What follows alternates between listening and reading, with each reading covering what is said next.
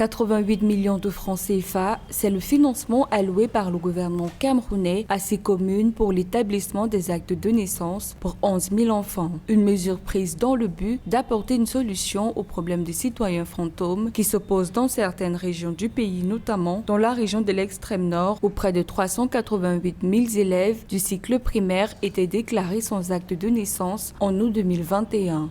L'établissement d'un acte de naissance est un acte citoyen. On ne peut pas être citoyen si on n'a pas d'acte de naissance. On ne peut pas participer à la vie publique, politique, administrative, sociale, culturelle. Et laisser l'un d'être exhaustif si on n'a pas d'acte de naissance. Les zones sélectionnées pour bénéficier de cette enveloppe sont les communes de Ngaha et de Mayo-Darlé dans la région de la Damawa qui recevront chacune 16 millions de francs CFA pour régulariser 2000 enfants. Les communes de Mbankomo et de Longuina dans la région du centre bénéficieront quant à elles de 17 et de 10 millions de francs CFA respectivement pour faire établir 3000 actes de naissance et la commune de Bello dans le nord-ouest qui recevra une enveloppe de 100 millions de francs CFA pour régulariser 727 enfants. Pour régler cette situation, l'État a mis en place des mécanismes, parmi lesquels la création du BUNEC, du Bureau national d'état civil, dont l'objectif est de superviser, contrôler, réguler, évaluer le système national d'état civil.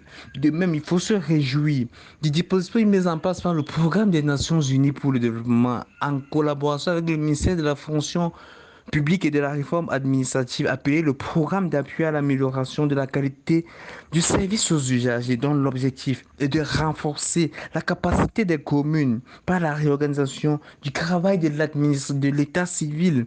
Selon les autorités camerounaises, la raison de l'existence des enfants sans acte de naissance dans les zones reculées peut être due aux pertes ou alors au manque de financement. Pour la région de l'extrême nord, par exemple, les activités terroristes menées par le groupe islamiste Boko Haram ont causé le déplacement de nombreuses familles et institutions étatiques ainsi que la perte de nombreux objets et documents de valeur.